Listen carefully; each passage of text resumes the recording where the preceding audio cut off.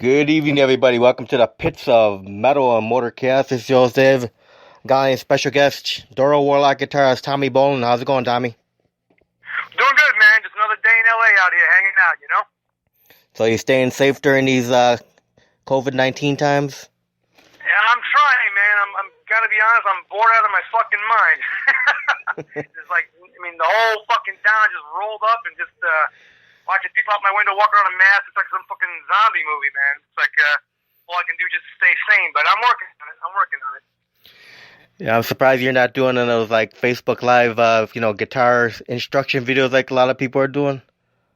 Yeah, a lot of people have done that. I mean, I've talked to a couple people about maybe doing something like that. I've seen a couple of people going live doing some stuff, and I've caught some of that. But, basically, just trying to, I've been working on new music, just trying to stay sane, and catch up. But it's weird, man. I mean, I'm here by myself pretty much. I mean, there's nobody here, so it's just me in my house, and it's kind of it's a weird trip, man. There's a weird edge of loneliness to it. I'll tell you that. I can't wait to get back on the stage and get out there and start tearing it up and do some shit. Yeah, I know you were supposed to come to Chicago the beginning of May, but that show got canceled. I should be in San Diego tonight. I should have been in Arizona last night, San Diego tonight, and I was supposed to be playing the big Rainbow anniversary party, and that's all the whole friggin' country. Well, everything's just shut down, and then the show was gonna be like in your neighborhood, and like in Chicago. That all got fried, and then they rescheduled the M3 festival for September, and I'm hoping that still goes off. I guess it all depends with all the new guidelines and shit. It's fucking, it's weird, man. It's sad for a lot of people. I mean, I'm definitely not in this alone by any means, no doubt about it. But it's just hard to fucking believe. I guess I can't say that enough. Yeah, last year in May, the wife and I were watching you play at the Route 20 Outhouse in Wisconsin with Metal Church. Oh yeah. Yeah, it was a a great show. We had a good time. Did you like it? Oh yeah, I loved it. Cool, man. Awesome. Yeah, I mean, that was a nice run there. We did out there with Metal Church. It's really cool. Yeah, Metal Church and Images of Eden. Yeah, Images of Eden. Those guys are really cool too.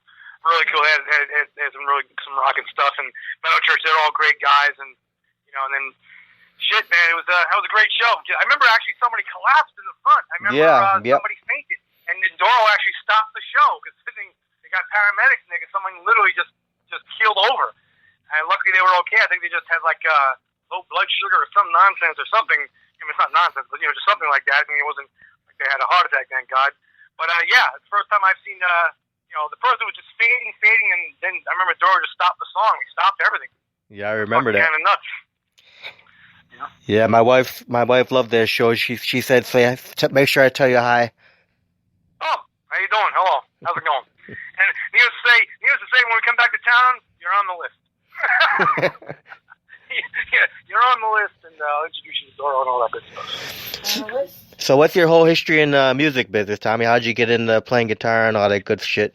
Playing guitar, holy shit. Let's see, how long is the show? I grew up, my brother John, he owned the stereo, so whatever the hell he was playing, I was listening to. And, I have two older brothers, and he was always listening Zeppelin and, Kiss and Led Zeppelin and Jeff Beck, all that shit. So Deep Purple. So basically started hearing music at a young age, and suddenly decided I wanted to play guitar. And I actually did one of those. I don't know if I've ever told anybody this. I did one of those fake Kiss shows. Actually, I should say fake Kiss shows, but I dressed up like I got a bunch of my friends. We all dressed up like Kiss, charged admission. I didn't even know nothing about guitar. I started making cardboard guitars.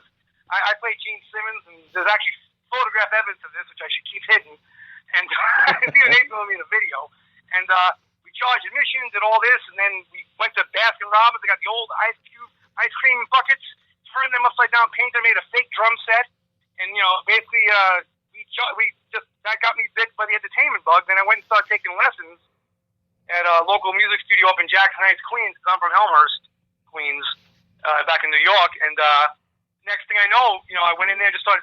I took like 2.5 years of lessons. My first guitar teacher was this guy, Vinny Mangaluso, great player. I'm still good friends with him. And my other teacher was Mark Newman. And I basically cloned them, or I basically, copied whatever I could from them, made a big mess of it. And then, but I did excel pretty quick. And then 2.5 years later, became a teacher. And I taught guitar for 5 years. I actually have a DVD out at Alfred Publishing called Metal Primer. And then I did all various local bands, all sorts of stuff, always putting the nose to the grindstone. And then suddenly, next thing you know, I was working with Doro and Warlock, because my producer of my band, Joey Bolan, was producing, started working with Doro. And one night, I remember my singer Willie Mascara, he came over to, and he called me, hey, Joey Bolan wants to call him at 1 a.m. I go, 1 a.m.? Now, Joey's a, really cool dude, very successful, very, really, Joey Bolan says call 1 a.m., you call it fucking 1 a.m. So I call him at 1 a.m. and I go, Joey, what's up? He goes, hey, Tommy, how you doing? I'm Irish Italian, so I'll do his. He's a real heavy duty Italian. He goes, hey, Tommy, how you doing? Hey, what's going on, man? Hey, I'm working with Doro. Why don't you come down and bring all your guitars and come play and do some shredding? Now back then, I worked in a music store and I had, teaching. I had 20 guitars and a couple Marshall stacks. But it was all used shit, but it was good. And next thing you know, I go down there and the next day come down and jam, and Doro walks in. And then they played 3 songs off the album: East Meets West, Make Time for Love, and 3 Minute Warning. And about 80, and Joey Bowen, the way I would work with him, he goes, Tommy, give me some shredding and knee here. Give me a feel for this. So he's talking about East Meets West or whatever. And I started making up all the hooks and the tattoos and the little riffs you hear in those songs. Pretty much what I did in the demo, about 80% of it, 85% of it, I was later to recreate for the album. So there was immediate chemistry. So the next day, that night, Doro wanted me to play in the record. She was all super happy. Next day, the manager calls and goes, oh, they love the fucking playing. They love this. Joey Bowen called me. Then next day, Joey goes, come to Manhattan. I got a surprise too. I go to Manhattan, get fully dressed up in all the leathers and 20-volt haircut, the whole 9 yards. And hey, I meet the manager. They asked me to join Warlock. So in 3 days, my whole life changed. Wow. And then the rest. Then after that, before that, I was in a band, another band. Actually, I had an album out. You can find this called Armed Forces. Called Let There Be Metal. I had that album right out of high school. That actually was on Important Records, and it made some buzz on it, and I'm still tight with a lot of the guys from that band. But that's the Warlock story. That's the long version, I guess. Yeah. That answers your question, I guess. So now, how many guitars you own to this day now?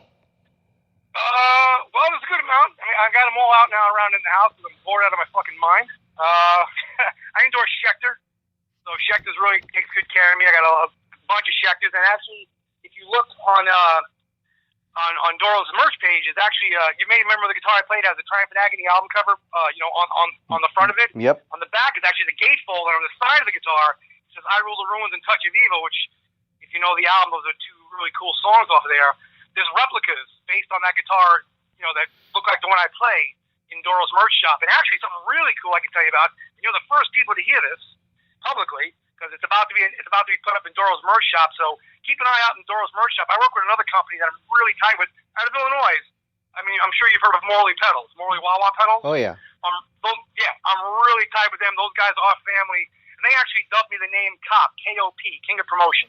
If I'm using it, I'm talking about it. It's like NASCAR. You can appreciate that. You're a motorhead. Yep. It's like putting the logos on the side of the car. Whether it be Ed Overhock or Crane Cams, whatever the fuck you want to put on it. But Morley is great company. The shit's indestructible. It's really top shelf. Well, I've been with them for years, and just 2 years ago, Doro happened to be in town for the NAMM show, and we did a signing, me and Doro at the NAMM show. It was just like fucking crazy. I mean, they had to stop the line. It was so fucking long. But, we appreciate that because, Doro loves the fans. I appreciate anybody, who's digging what I'm doing. I mean, I definitely got a lot of respect for that, and, tell us why I'm here. And Morley has put together a very limited edition of a wah-wah pedal with a custom wah circuit, which is just like all their 2020 models, which is like, the top end stuff. That's going to be sold in Doro's workshop, and the pedal is finished in this 3D baked on color fusion graphic. So it looks like Triumph and Agony on the wah-wah pedal. So it's fucking unbelievable. It's fucking cool as shit, and that's going to be on in Doro's merch shop probably the upcoming week. There's a promo video me and Doro shot for it, which actually features some live footage of me and Doro playing. And I'm proud as hell of that, because I wear that album like a badge of honor. There's a lot of great memories making that record, and and working with Doro is an absolute pleasure. The whole band is a bunch of great people. She's got great managers, great people. I mean, her whole staff. I mean, it's a pleasure to work with on all levels, which is great, because there's nothing worse than hating who you got to fucking deal with. And I've seen that movie. Right. So what is your go-to guitar, Tommy? Go-to guitar would be, I got a Schecter SLS Blackjack, and I have another customized SLS Solo too. It's pretty badass. And then, the pickups on it, I pretty much had like a Floyd Rose bridge on it with FU tone upgrades on it, and let's see, and then with that I'll use my tone one outfit with Tone Pros bridge, Graph Tech. I use Apex strings. And I work with a lot of companies, and I endorse like Celestian speakers. And I just started working with using Kettner amps. You just sent me some amplifiers that pretty kick ass. Then there's a lot of cool companies. You know, you check out my pedal board and stuff. You know, I work with that are really great. That take good care of me. I'm sure I'm forgetting somebody. I'm going to get my ass kicked. Actually, I give a couple of shout outs. My guitars, you see, like the Triumph and Agony one. That's actually a heavy duty vinyl wrap, which is like, you know, the type you see on like an airplane or a race car, made by a company called Insane Skins. John Glenecki, great guy, really cool. He helped design it, and that stuff's like indestructible, like, you know, really kick ass shit. I got that. And my friend, a really good friend of mine, Doug Yates. He assembles them all. He's one of my best friends. He puts it all together, and really cool shit. You know, the guitars. So my go-to guitar, you know, anything Schecter's gonna rock. So if there's Schecter on the headstock, I can definitely take it to town. So what kind of rack you play out of? Rack, you mean? Your amplifier, your rack. What?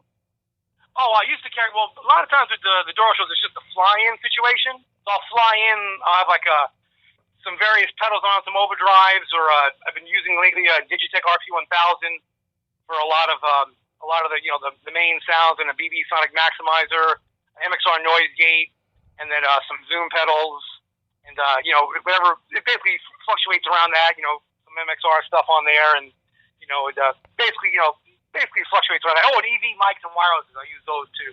Really great stuff. They just sent me a bunch of the new RE3s, which is pretty badass. I know I'm forgetting. My picks of the Dunlop Tortex.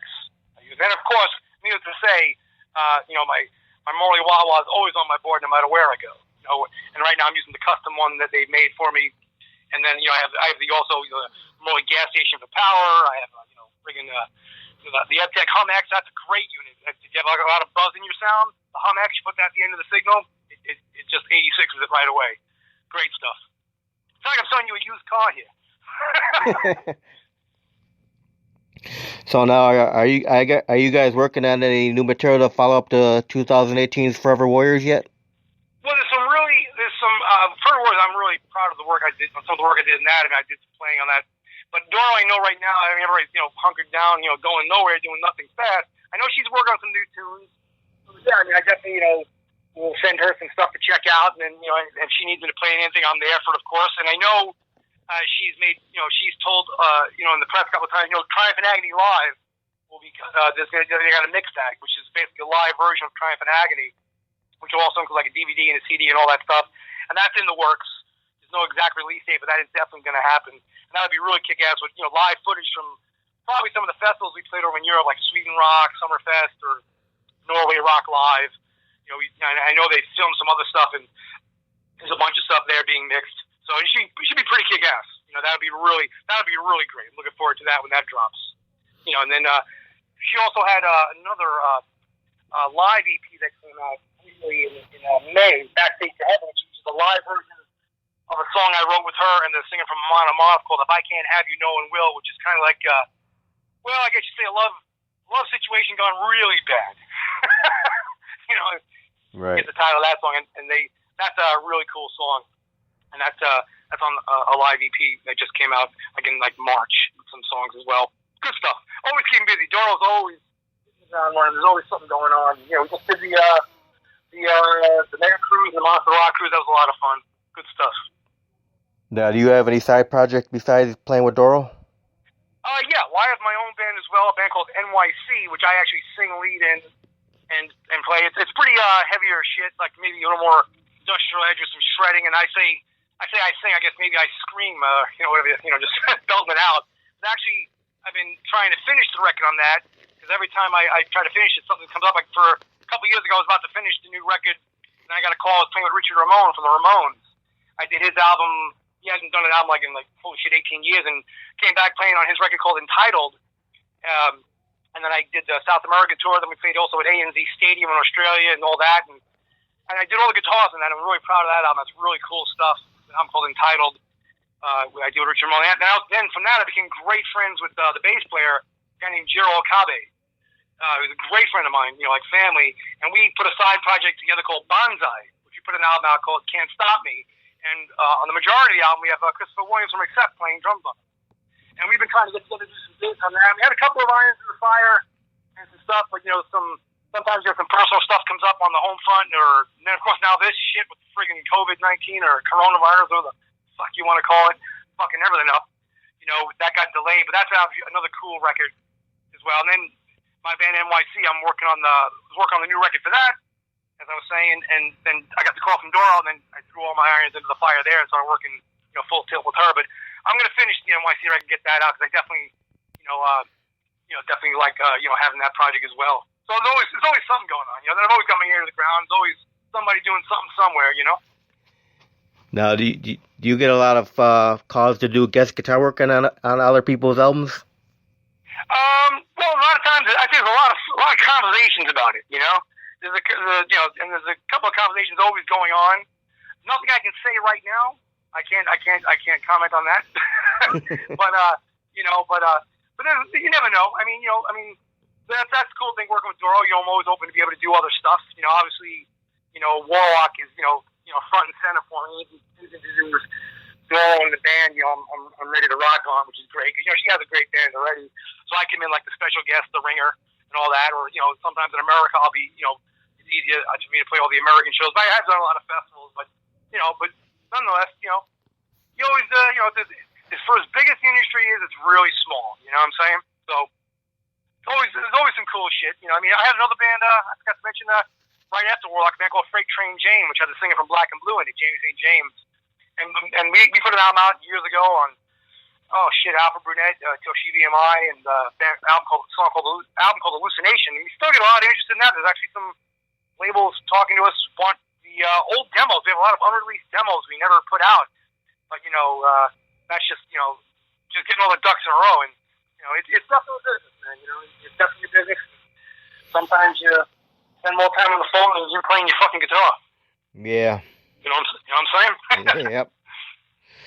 So now, as they say in New York, forget about it. You know what I mean? Yeah, forget about it.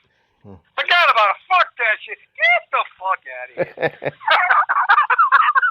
Yeah. Fuck it.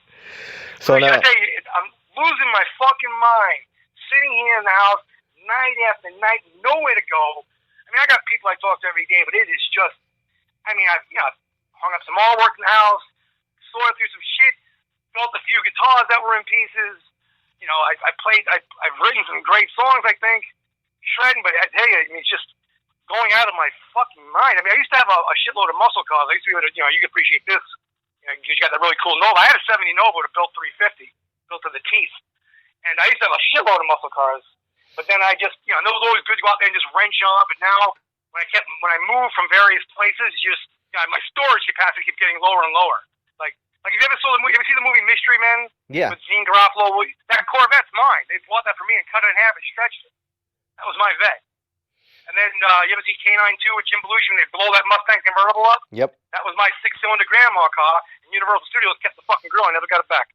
No. I could go, forget about it. Get me started, I'll start fucking tearing into everything. But my favorite car I used to own was a GTO with a 428. And a 69 GTO was really nice. With Traeger SS's and his rakes and all that shit, flow mats. You can appreciate all this shit. Gears. So yeah, I was definitely a gearhead for a while, but then I just got so busy with the band, I had no more time for fucking around with cars, even though I probably went through an obscene amount of them. But it was good therapy, good times. Fuck it. Yeah, who knows? Maybe you'll buy another muscle car one day. What's that? I said, who knows? Maybe you'll get yourself another muscle car one day. Yeah, I definitely have it on the list to get. I got a bunch of Ferraris, but they all say Hot Wheels on the side. Yeah. But fuck it. I will probably. I've come close a couple times to taking out another one, but where I am now, in Los Angeles, there isn't as much time or even the space. I got a house and all that shit, but it's just the driveway isn't as big as it used to be, because the way the fucking house is configured. But there's enough room for everything else. But fuck it. But yeah, I will definitely get another one. I'm definitely still a big fan of them, and so that's on the list. It's on the list, buddy. You know what I'm saying? Yep. So now, Tommy, what kind of advice would you give a young, aspiring guitar player that's starting out now? Go to school and run like hell. No. Listen to your parents. I was very lucky. I've done a lot of guitar clinics. I used to do clinics, for like all the Sam Ash, a lot of stores. Actually, for some of my endorses, and I get asked that question a lot sometimes. And one time, it kind of like it's a twofold answer. Now, I was very lucky. I had a great set of parents. I lost my parents; they both passed away, but they were like my biggest fans and shit. And they really supported the hell out of me. So but as far as best advice, well, probably the first and foremost thing. I mean, definitely. From the earliest on, I learned a long time ago. You can't. This is for really people just starting. I would say. You can't make your friends into musicians. I did that once in grammar school and tried to make my friend a drummer, and he barely played his way out of a paper bag and just then the friendship went to hell. So first and foremost, find musicians, find people you can deal with that aren't fucked up. I mean, I guess is like all common sense shit. But the most important thing I can say is that make sure you learn the business aspect of it because it is a business. I mean, have the chops, have the passion, have be committed to it. I mean, this is all stuff I'm sure people have heard redundantly, but be leery that it is a business. And there are a lot of fucked up people out there, there's no doubt. But, biggest thing is just networking, promoting, and, trying to just, be real with all the shit and just don't fucking, don't give in to pressure. As hard as that is, I mean, it means this is all like trite advice, but I guess overall the moral story is learn the business aspect of it. Learn how the shit breaks down, why it does, and be ready for a lot of fucking headache. Of course, you always hear these stories, the band was together a month, and suddenly so-and-so, we got a deal, and this and that, and it's like, how the fuck does that happen? But it does.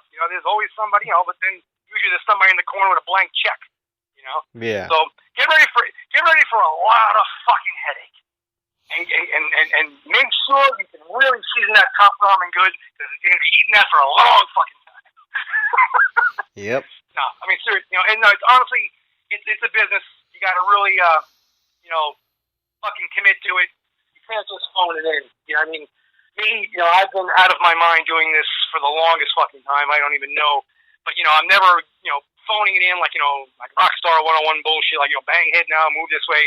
When I get on stage, it's because I'm out of my mind like that, because it just really attaches to me. The passion flows through. You know what I'm saying? And that it flows through from the business to passionately talk to people, management, and labels, and always be real. Always be yourself. Don't be a fucking idiot.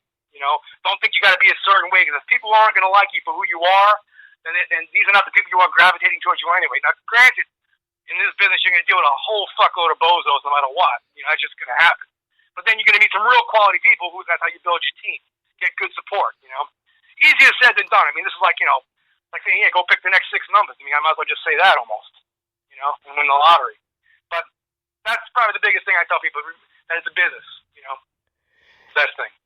Yeah, you definitely got good stage presence, man. You have a lot of energy up there, man. Thank you. I appreciate that. I recently saw a post from a photographer out there named Christopher Carroll, takes a lot of pictures of me, and another guy, Sean Sands, and they're really cool guys, always on the cruises. And Christopher, he wrote a whole. I even reposted this, was on my site, describing my energy. I just go up there and just go fucking nuts. And then what happens with me is I'm naturally, as you probably haven't figured out by now, an over-caffeinated New Yorker. So, once I get near Doro, my energy magnetizes next to her. And then the band is rocking because she's got a great band with great energy. So at that point, it's like the eyes roll back in my head and I just lose my fucking mind. I mean, so it just, it comes that way, just nuts. And even Sean Sand, he's always with his, I think it's his girlfriend's wife. I'm going to get killed for this. I think it's Layla. But she always says, she goes, man, you're real bendy. I go, bendy? I go, I guess, so if you look at photos of me, which I didn't even realize this, I mean, this is a photo of me with Doro at the Wacken Festival, which is surreal, playing in front of 80,000 people, where I'm on my knees and I'm next to her, and I'm bent all the way back with my shoulders touching like the back. And I'm going up and down like an accordion. I didn't realize I was doing this. But then I see other pictures Sean has me where I'm up in the air, or my legs this way and my body's that way. And I'm like, I didn't realize I moved that contorted. I mean, usually pictures of me look like I'm getting shot because I'm making some fucking ugly ass face. But they get some good shots of me, these guys, which I like and I repost. But yeah, I mean, even as far as stage, it's going nuts. I mean, even recently I lost about 20 pounds, and I started working out more, lifting more weights, and I actually got a big weight machine I'm bringing in the house in a couple of days, which I've been keeping busy trying to build that fucking thing. And I knew this because I didn't realize I even lost the weight because I sweat my ass off on stage. And I had my friend who does my stage job, this guy Al Bain Salella. Yes, that's a commercial. He's a good guy, and he does. He's done everybody's calling me. The early stages of Wasp, Motley. He's done. There's nobody he hasn't done. And he's great stuff. He had to take all my pants in, all my clothes in, because I went down a complete size. Everything. I mean, it was like literally by the end of the last tour with Doro before the Mega Cruise, my pants. I mean, it sounds like my pants were sliding off me. I mean, I was pulling. I go, this is what the fuck's going on? I mean, and I couldn't fucking believe it. And next thing you know, he goes, "You've lost too much weight." I'm like, "What?" So luckily, he's got the skill set. He can take the same pants you saw and he just reframed it to my body. And so yeah, so that's another thing keeping busy. I'm working out. I changed my diet a little and just started working out, lifting weights and shit. And that feels good. Because then I've always had a lot of wind for the stage and all that shit anyway. Like I got a lot of wind here just talking. Yeah. Yeah, like when you guys did that show, I'm at a church in Wisconsin last year. My wife ran up by the stage with her camera phone. She's like, "Oh shit, I got a lot of good shots of Tommy. He was down on his knees and everything. She loved all your poses and stuff, man." Thanks, man. Well, send me those shots. I never saw those. I mean, I remember you sent me about doing this interview on the air a while ago. I was playing. There was always just one thing after another busy, but I was so glad I gave you a shout back by. But yeah, man, if you had a great time to show, I appreciate that. There's nothing makes me happy that people dug the show and got it, and obviously it wasn't you throwing the lemons then. No, I'm kidding. But so I appreciate that a lot because a lot of sacrifice went into that, man. I mean, when I say sacrifice, I mean like to have people appreciate it makes you feel good. Because I mean, when I first started playing guitar, I mean, I wasn't the guy out on the weekends getting fucking loaded, destroyed, or I was playing my guitar all the fucking time. So I put a lot of time woodshedding and putting time back into it. So to have it come to fruition, see people appreciate what you do, it means a lot. I mean, there's nothing better than people digging what you're doing. Hey, Absolutely, thank you. That's what you're up there for, man. Entertain the fans for an hour and a half, 2 hours. Absolutely, that's another thing. I mean, that's definitely and you want to be, if people are digging the energy and you're doing it naturally and they're responding to it and they're taking the ride with you, that's what it's about. You're having that escape. You hear Doro's got Warlock songs and great Doro songs, the whole fucking great repertoire, and the whole band's entertaining. So you couple that in with the insanity I bring to it. I think Chris McCall called me a tornado on stage or some shit. So I don't. I just come out there and just it's just like the switch flips and just my eyes roll back in my head. Next thing you know, I'm like, it's very physical to me. It's a very physical thing to play guitar for me, coupled with the passion, and the intensity.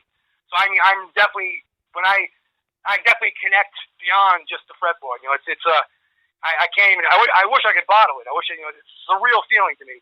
And it's a rush, man. It's pretty much a heavy duty fucking rush. Let me tell you. Well, that's fucking awesome, man. You got that passion, man. Thank you. So now, what would you consider your favorite tour that you've done with Doro? Favorite tour? Well, I mean, holy crap! I mean, recently playing like I think it was like in August 2018.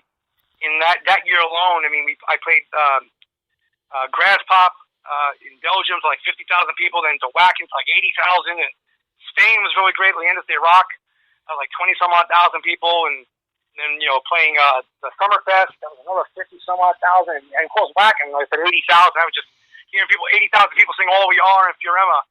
I mean that's the type of shit you lose your mind to, and again just because over there in Europe, Doro's the queen of metal. Forget about it. There's no doubt about it. And obviously, I played on the album everyone that defined Warlock, and that was the big breakout album. I'm the guitar sound of that. And so it's I guess that would be some great shows, right there. And any time on stage anywhere with Doro. Of course, I remember the Triumphant Avenue tour. I mean, the original one we toured with Dio in Europe. That was pretty outstanding. And then we toured with Megadeth for 2 months and a bunch of headlining shows. I mean, all good shit. And getting to hang with Dio and all that shit. That didn't suck. And then eventually even audition for Dio. That's a whole other story. I came in second. but for various reasons. But I don't know. That's a story in itself. But yeah, good stuff, man. I mean, everything. Anytime I think of Doro, it's all good. I mean, you can't. There's been no bad show going. That show's not. It never has. Because she's so easy to deal with. She's the same exact person she was then as she is now. And it's just like I said. There's an energy. There was always a chemistry with us. When I get next to her on stage, and I've heard from a lot of people from management, magazines, and photographers. There's the chemistry when we get together on stage that just is. It's just absolutely obvious. I've heard it from a lot of the fans, and people have dug it. So I'm really blessed in that sense that the chemistry is still as strong. And like I said, she's got a great band behind her, and they're all great guys. And so it creates a great situation to jam with. So do you have a fondest memory of being with Doro? A fondest memory. Wow, that's a long one to think. Let's see, fondest memory. Well, I guess a recent one when she first called me to come back and play for the Triumph and Agony anniversary. I mean, I remember, coming back to play Sweden Rock, and Doro used to always get on back in the Triumph and Agony days. Doro used to always get on my shoulders. So you might have seen this picture on my Facebook. Doro's on my shoulders. Yeah, that was. If you see the older pictures of that was always at the end of Earthshaker Rock, which was because our set used to always be like we open Cold World, going to I Roll the Ruins and Earthshaker Rock. You can always do it the third photo because that's usually the time when the photographer is usually leave. So that would be the end of that. So she used to always do that. That became like a staple. She'd get on my shoulders and I'd walk to the front of the crowd. And then we decided we'll do it again for Sweden Rock. And doing that again and seeing the crowd's reaction, and somebody put like photos of back then, like when I did it before and then now, and that was just a really great feeling because I mean the Warlock logo to me is like a badge of honor. And to look behind me and see the Warlock logo up there, that was a really great rush, great rush. And then the other shows playing with her, in the beginning, were really surreal. I mean, I remember. Here's a story. Here's something I've never admitted, but I'll tell you I'll give you breaking news here. Actually, I'm supposed to write a book. Everyone keeps telling me to write a book. Someone keeps telling me I should write a book about all the fucking stories I got.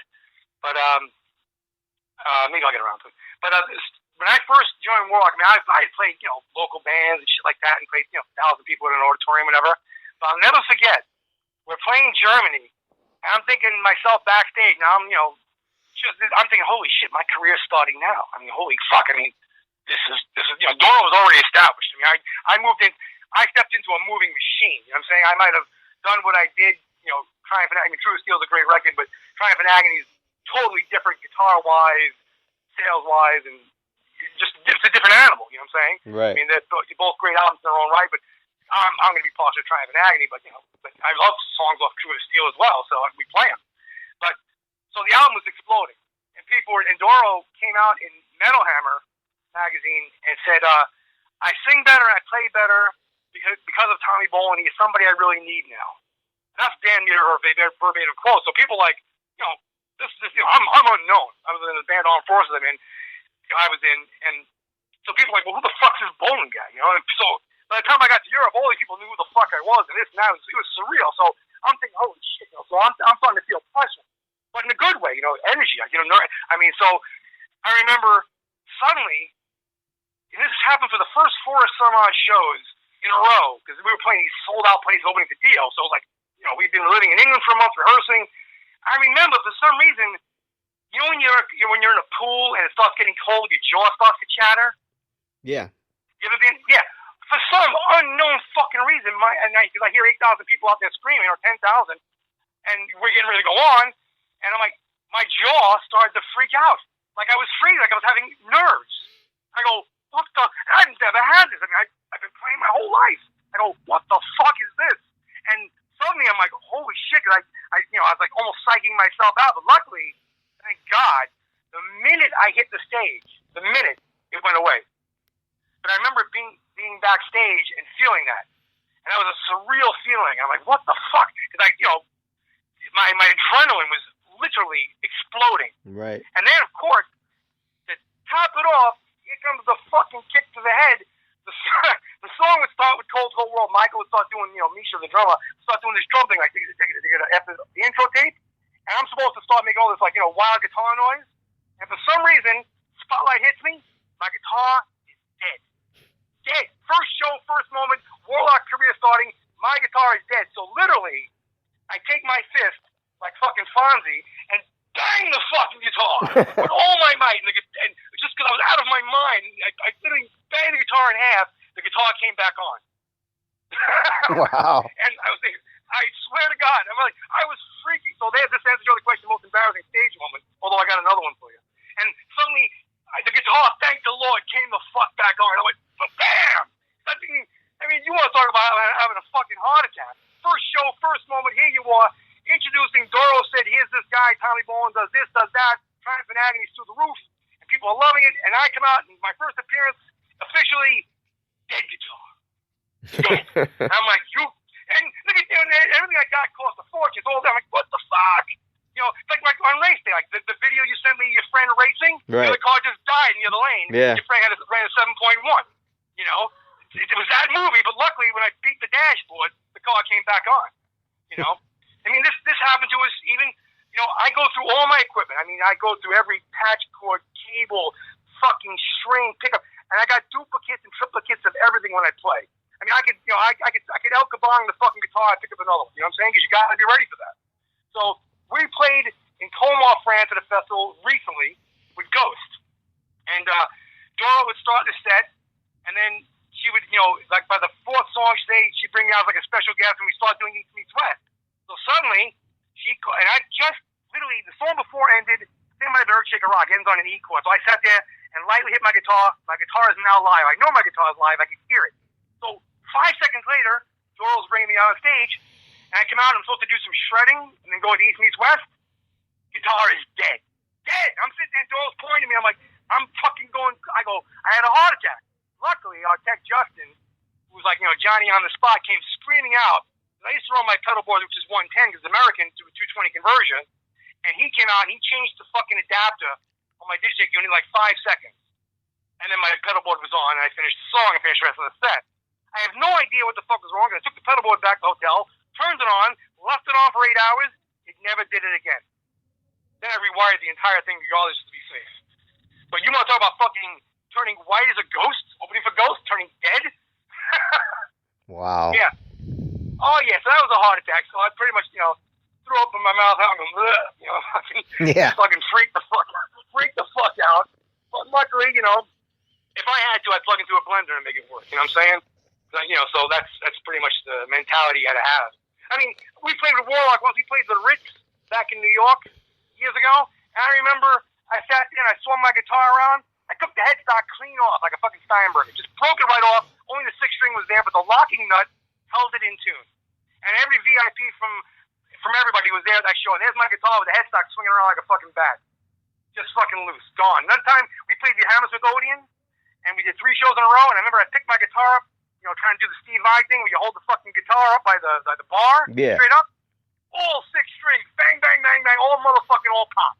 Wow. All 6. Like, you motherless, So, and then I go, and I'm like, what the fuck was that? Of course, you work into the set. It was the end of the song. I'm like, what the fuck? And then suddenly, I remember coming to the backstage door, some kid, true story, kid goes, hey man, that was fucking great. You can do that again? I look at him with a smile. I go, I hope not. Shit. Another time playing fucking in New York with Warlock, I had a brand new guitar. You'll appreciate this from a motor point of view. The guitar knob, because when you play guitar, you turn your knob down, your noise gets kicked in, because you play with a lot of gain, you got distortion and shit. So we turn the knob up. I turn my knob on my guitar. My main axe freezes on 10 wide open. So now my guitar is stuck in 4th gear doing 90 around the entire, it's just floored. So now every time I stop, it's like, the noise gauge is tripping. So I'm fucking fucked. And I'm like, oh man. So I'm sitting there having to tap dance with my pedals after every break to make sure I turn the gain section off. But the knob, the odds of that happening are through the roof. I could sit here and tell you tons of stories of shit, but what are you going to do? This shit happens. I don't know why I got, what was the question again?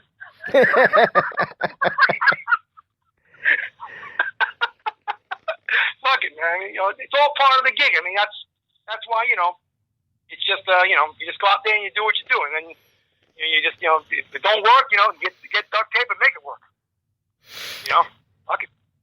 Yeah, you just took care of my question about your most embarrassing moments. You already answered all that now. Oh, I'll give you one more.